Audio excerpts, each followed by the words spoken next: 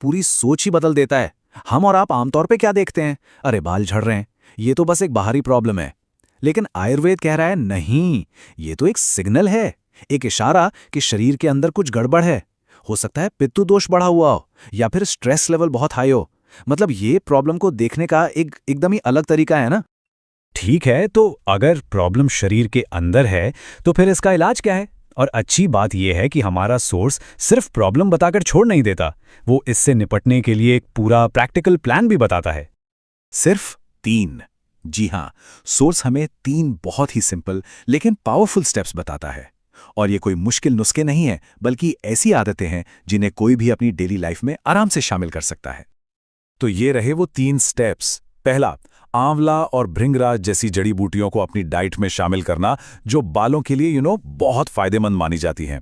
दूसरा, नारियल या भृंगराज तेल से सिर की मालिश, इससे ब्लड सर्कुलेशन बढ़िया होता है। और तीसरा, और ये बहुत ज़रूरी है, लाइफस्टाइल में बदलाव, मतलब देर रात तक जागने से बचना और स्ट्रेस को मैनेज करना। ये तीनों चीज़ें मिलकर एक पूरा पैकेज बनाती हैं। लेकिन बात यहीं खत्म नहीं होती। ये जो उपाय है ना, ये सिर्फ टिप्स या ट्रिक्स नहीं है। इनके पीछे एक बहुत गहरी सोच, एक फिलॉसफी छिपी हुई है।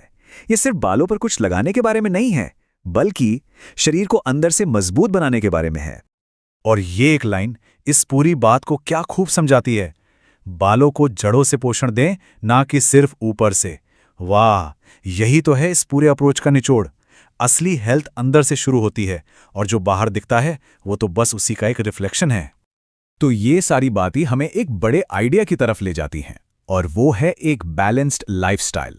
हमारा सोर्स यही कहता है कि अच्छे हेल्दी बाल सिर्फ महंगे शैम्पू या कंडीशनर की वजह से नहीं होते, बल्कि वो इस बात का सबूत हैं कि हमारा शरीर और हमारी जिंदगी दोनों बैलेंस में हैं। अच्छा, तो अब जब हमने ये पूरा नजरिया समझ लिया है, तो ये जानना भी तो जरूरी है कि ये सारी जानकारी आ कहां से रही है।